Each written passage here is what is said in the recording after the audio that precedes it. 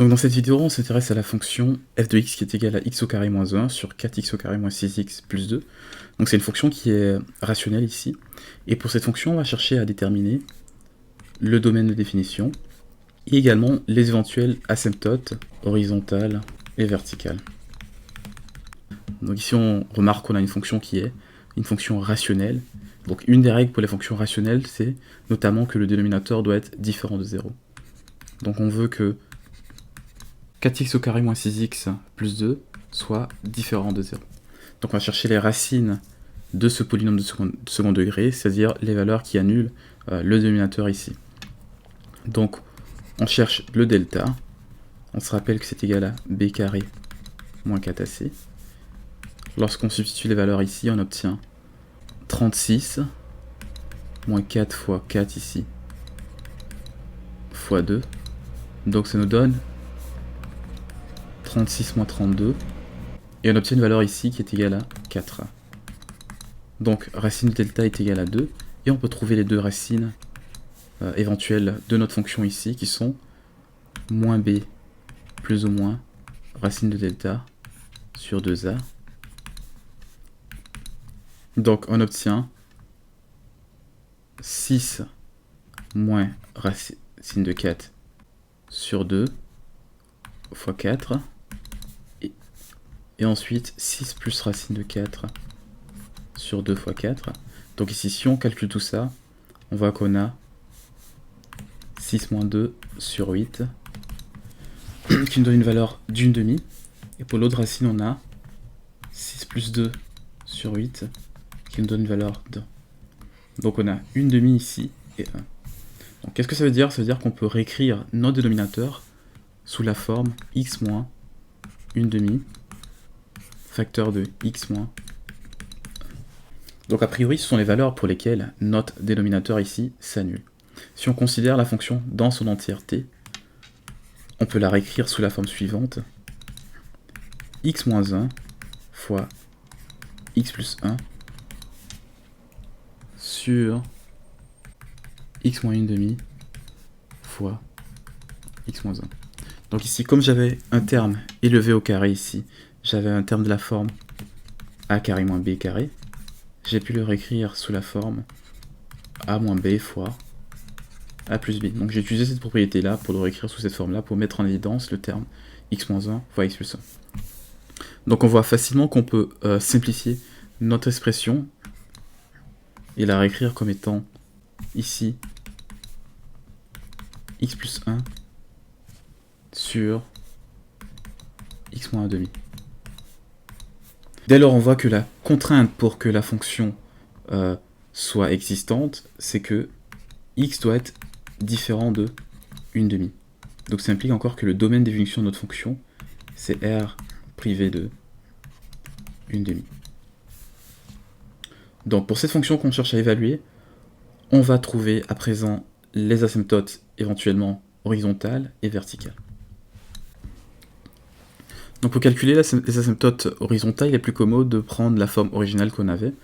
Pourquoi? Parce qu'on va utiliser une propriété toute simple qui nous dit que lorsqu'on calcule la limite d'une fonction en plus ou moins l'infini, donc ici on la considère en plus ou moins l'infini, on peut utiliser les termes de plus haut degré au numérateur et au dénominateur et les évaluer. Donc ici, on se retrouve avec la limite lorsque la fonction tend vers plus l'infini ou moins l'infini. Mais au lieu de prendre toute l'expression, on peut tout simplement considérer x au carré sur 4x au carré. Donc, du coup, on voit que ça devient très simple parce que on a ces deux expressions-là, deux termes-là qui vont se simplifier, et on obtient un quart. Donc, ça veut dire que la fonction ici admet une asymptote horizontale, donc une asymptote horizontale en plus ou moins l'infini. Et la valeur en fait de ces asymptotes-là, son expression c'est y est égal à. Si on considère à présent l'éventuelle asymptote verticale, c'est-à-dire qu'on va essayer de chercher comprendre le comportement de la fonction autour du point 1,5. Donc qu'est-ce qu'on fait? C'est qu'on va calculer la limite à gauche de 1,5, puis la limite à droite de 1,5. Donc si on considère d'abord la limite à gauche de 1,5, on la limite lorsque x tend vers 1,5 moins de notre fonction.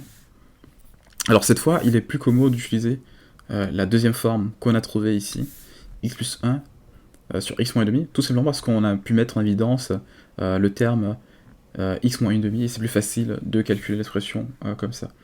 Donc ici, on va évaluer la fonction x plus 1 sur x moins 1,5.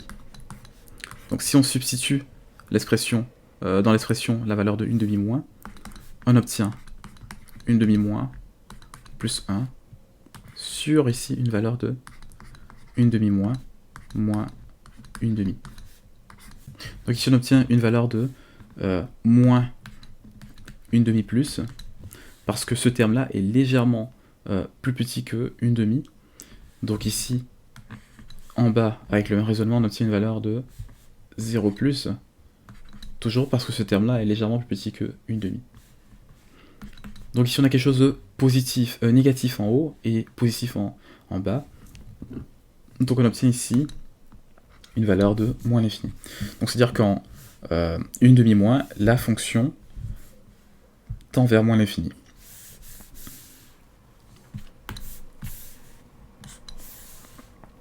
Si on considère à présent la limite de la même fonction, toujours, mais cette fois lorsqu'elle tend vers une valeur de 1,5 plus, on va se rendre compte qu'on a quelque chose d'à peu près similaire.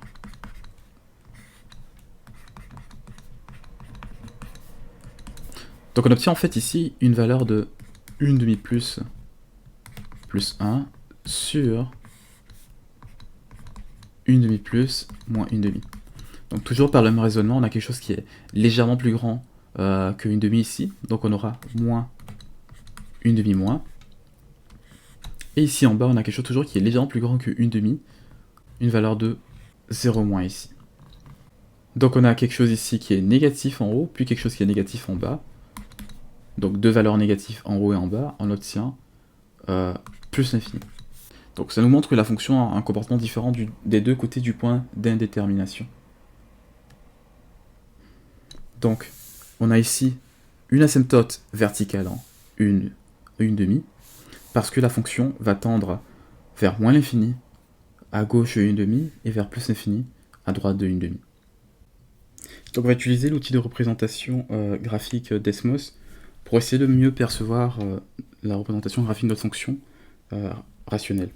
Donc ici on voit que la fonction admet bel et bien des asymptotes verticales en 1,5 ici.